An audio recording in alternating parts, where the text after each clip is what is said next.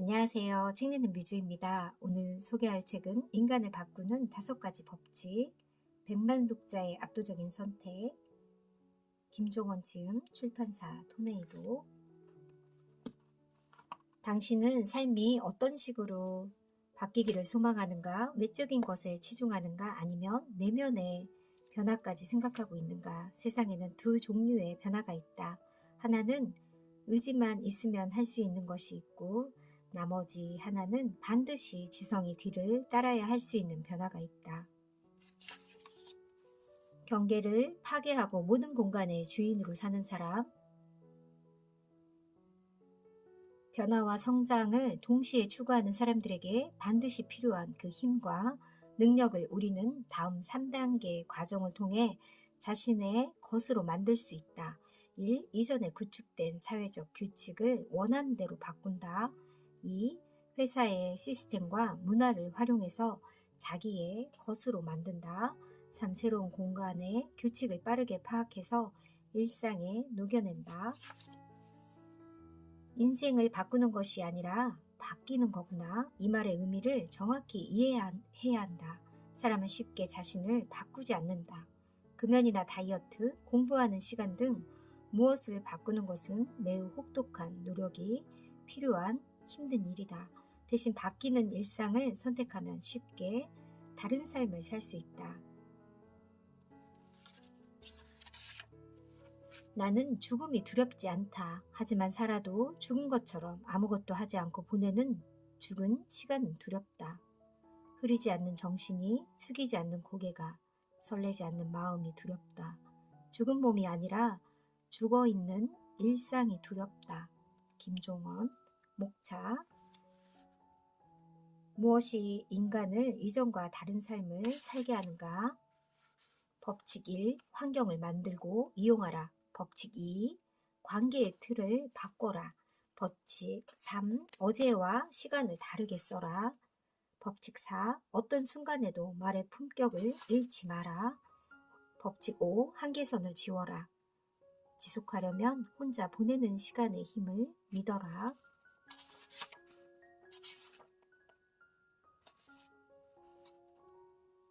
20대 중반에 집필을 시작했던 파우스트 원고 역시 진전이 별로 없는 상태였다. 그러다가 괴테는 37살 생일에 새로운 세계로의 탈출을 계획한다. 자신을 바꾸고 싶다는 뜨거운 열망을 담아 직업은 화가로, 이름은 장 필리페 밀러라는 가명으로 바꾸고 마차에 몸을 실어 그토록 보고 싶던 이탈리아로 기행을 떠난 것이다.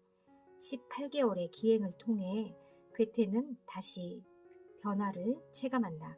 작가의 길을 흔들림 없이 가겠다는 의욕도 강해졌고, 궁중에 일을 보느라 손을 놓고 있던 작품들도 다시 꺼내 집필하며 놀라운 성과를 낸다. 이렇게 괴테는 다양한 과정을 거쳐 자신의 숨어있던 능력을 꺼낸 지금 우리가 아는 대문호가 되었다. 시작은 초라했고 불안했다. 유년 시절 작가가 되겠다는 소망은 갖고 있었지만 아버지의 반대로 자신의 소망과는 다른 분야에서 활동해야 했다. 괴테는 나약하고 매우 예민한 사람이었다. 그런 자신의 약점을 보완하기 위해 인간의 심리에 대한 사색을 반복했고, 그렇게 발견한 자신을 지키는 방법으로 연약한 내면을 보호하기에 급급했다. 그런 상태에서 어떤 재능을 갖고 있어도 꺼내서 세상에 보여줄 수 없었다. 하지만 그는 자신이 살아가는 환경과 자주 만나는 사람, 일상에서 생각하는 방식과 언어를 대하는 태도를 바꾸면서 내면을 단단하게 다질 수 있었고, 그렇게 자기 진로도 분명히 밝히지 못했던 나약한 의지의 인간에서 벗어나 진정 자신이 원하는 인생을 살아가는 존재로 살게 되었다. 우리는 실제로 좋은 것을 선택하는 것이 아니라 스스로 가치 있어 보이는 것을 선택한다. 가치를 보여주지 않고 바꾸라고 말만 하는 것은 상대 입장에서 일방적인 명령처럼 들릴 뿐이다. 이를테면 살이 찌기 시작하면 괜히 이것저것 신경 쓰인다. 애인이나 배우자의 정과 같은 말과 행동에도 괜한 오해를 해서 내가 살이 쪘다고 싫어진 거야 하는 결론에 도달해 진정한 사랑이라면 내가 살이 쪄도 전처럼 사랑해야 하는 것이 아닌가? 아, 왜 내게는 그런 사람이 없지? 라는 생각을 하게 된다.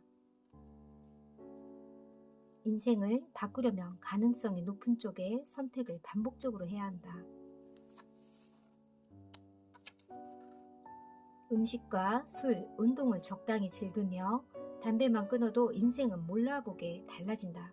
이제부터 내가 말하는 가치가 나온다. 새벽 3시라는 공간. 나는 새벽 3시에 하루를 시작한다. 새벽 3시는 내게 시간이 아닌 하나의 머무는 공간이다. 새벽 3시에 일어나 하루를 시작하는 게 아니라 새벽 3시라는 방에 들어가 그 안에서 내가 주어진 일상을 즐기는 것이다. 다음 3가지 노하우를 통해 그렇게 살 수 있는 자신을 만들어보자. 1. 그래야만 하는 가치를 찾아라. 2. 자기만의 동선을 만들어라. 3. 죽음을 기억하라. 나는 초심을 매우 중요하게 생각한다. 몸에 문제가 생겨서 생명이 이태롭다고 해도 죽는 날까지 매일 글을 쓰며 사는 삶을 멈출 생각이 없다.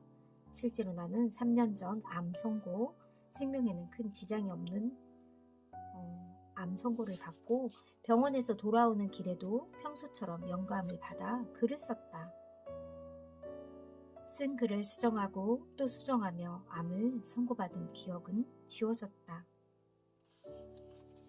세상에 무언가를 요구하는 것은 개인 자신의 몫이지만 세상은 그걸 들어줄 수도 무시할 수도 있다.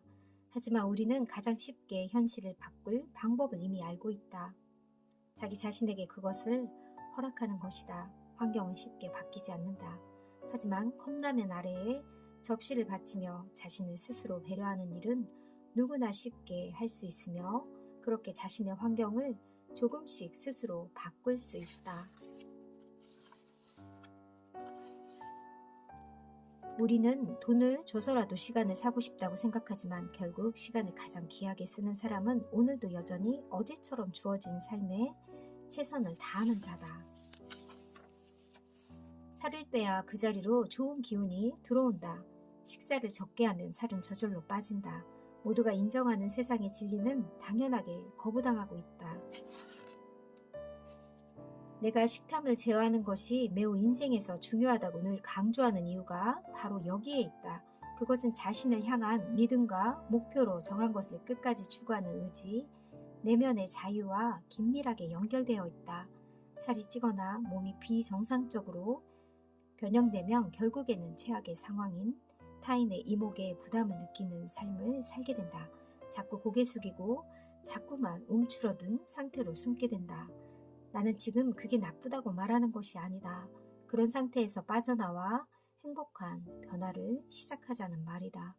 생산성과 삶의 원칙을 매우 중요하게 생각했던 고대 그리스 철학자 소크라테스도 지나치게 먹는 것은 육체와 정신에 큰 해가 되므로 포식하지 말고 조금 모자란 듯 할 때 식탁을 떠나라 라고 충고했다. 그의 말이 매우 중요한 이유는 내가 지적했듯 그도 식탐이 정신까지 망친다고 언급했기 때문이다.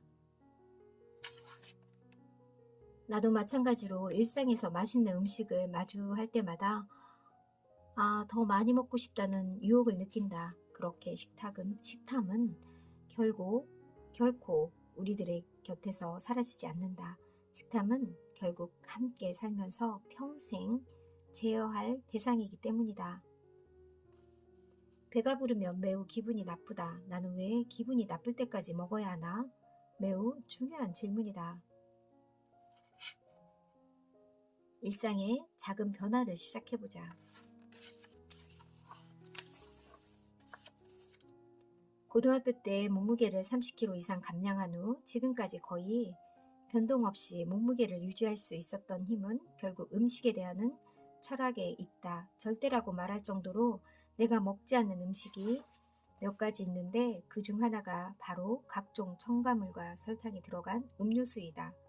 지독할 정도로 마시지 않는데 이유는 간단하다. 그 맛에 빠지기 시작하면 식사보다 보다 높은 칼로리 섭취로 금세 정상 이상의 체중이 되기 때문이다. 문제는 거기에서 끝나지 않는다.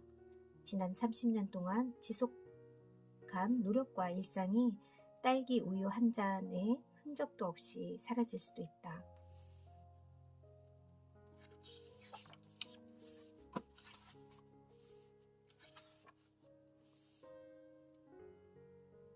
좋은 감정이 머무는 공간을 확보하라. 과도하게 감정을 소모하지 않고 마치 음식에 조금씩 소금을 넣으며 간을 맞추는 것처럼 일상 곳곳을 누비며 적절하게 상황에 맞게 감정을 분배한다. 내가 차분하게 일상을 살며 관찰하고 몰입하며 무언가를 오랫동안 바라볼 수 있는 이유는 시간이 많아서가 아니라 흔들리지 않는 감정이 그것을 내게 허락했기 때문이다. 자기 감정을 안정적으로 유지할 수 없는 사람은 고요하게 대상을 바라보기 힘들어 가치를 부여하는데 애를 먹는다. 그러나 시간을 두고 대상의 몸통을 조용히 관통하겠다는 시선으로 바라보면 가치가 서서히 자신을 드러낸다. 자기 분야에서 누구나 인정할 만한 성과를 낸 각 분야의 사람들을 만나며 내가 느낀 것이 바로 그것인데, 그들은 공통적으로 좋은 감정이 머무는 공간을 확보하기 위해 두 가지 방법을 사용하고 있었다. 하나는 자신의 감정을 보호하기 위해 생각을 가다듬어 나쁜 상황을 막는 방패처럼 사용하는 것이다. 당신이 이 글을 시처럼 읽기를 바란다. 나는 열차를 탈 때 90% 이상은 아무것도 먹을 것을 들지 않고 탄다. 그 흔한 커피나 생수조차도 없이 열차에 오른다. 무언가를 시작할 때 자신을 움직일 명령어가 달라야 행동의 변화를 촉구할 수 있다. 나는 지금 무엇이 더 좋은 선택이라는 말을 하려는 것이 아니다. 인생은 자신이 좋아하는 것을 선택하고 거기에서 만족을 느끼는 일을 선택하는 것이기 때문이다. 좋은 풍경을 바라보며 식사를 즐기고 기분 좋게 잠들었다면 그것도 의미 있는 삶이다. 그래서 나는 더욱 내게 중요한 사색과 독서, 그리고 규칙적인 삶과 글쓰기를 잊지 않기 위해 일상 곳곳에 입력해 두고 철저하게 지키며 살고 있다. 루틴은 곧 입력이다. 철저하게 의식하며 힘들게 노력하지 않아도 조금은 수월하게 지킬 수 있게 일종의 의식처럼 생각하고 실천할 수 있다. 다이어트를 해본 사람은 알겠지만 1년 동안 어렵게 관리한 몸도 일주일이면 쉽게 망가진다. 언제나 자신이 정한 삶의 목표가 일상에서 쉽게 이루어질 수 있게 루틴을 정하고 그걸 확인하는 과정이 필요하다. 인생은 공평하며 동시에 냉정하다. 한 사람이 어떤 일을 해서 세상에 보여주는 결과는 시간의 길이가 아닌 궤도를 이탈한 빈도가 결정한다. 끊임없이 자신의 수준에 벗어나려는 시도를 반복해야 조금이라도 앞으로 나갈 수 있다. 숙련자는 단순히 그 일을 오래 한 사람이 아니라 매일 자신에게서 벗어난 사람에게만 주어지는 호칭이다.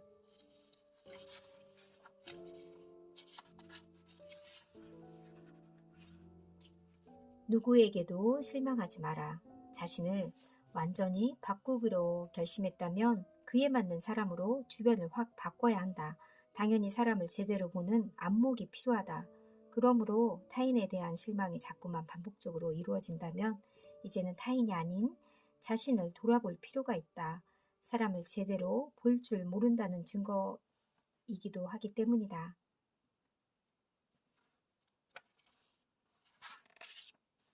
사람을 보는 안목에 깊이를 더하고 싶다면 어느 곳에도 속하지 않는 자유로운 시선이 필요하다. 세상에는 어디에도 속하지 않는 인생을 살아야 비로소 보이는 것들이 있고 그것들은 대개 인생에서 매우 소중한 것들이다. 하나의 무리에 속한다는 것은 무리를 보호하는 벽과 담 그 너머의 세상을 볼 수 없다는 것을 의미한다. 당신이 만나는 사람이 당신의 수준을 증명한다. 위대한 사람 곁에 있으라는 말이 아니다. 편을 들지 말고 양쪽 모두를 취하라는 뜻이다. 실제로 한 분야의 대가로 불리며 새로운 시도와 변화를 주도하던 사람들은 어디에도 속하지 않고 양쪽 모두를 차분하게 관찰하며 깨달음을 얻었다. 오래 관찰하고 양면성을 인정하면서 나름의 기준을 갖고 사람을 보라. 세상을 바라보는 안목이 더욱 깊어질 것이다. 사람을 제대로 바라보는 네 개의 눈, 실천하며 사는 눈, 뛰어난 사람의 눈, 존경과 사랑의 눈, 공감의 눈. 우리는 끝없이 혼자 사는 것 같지만 함께 나눈 그 시간을 공유하기 때문이다. 같은 장소와 시간을 공유하는 것은 참 소중한 일이다. 그 멋진 공간 속에 당신이 있다는 것을 잊지 마라. 여기까지 소개하고요. 다음 시간에 또 소개해 드릴게요. 감사합니다.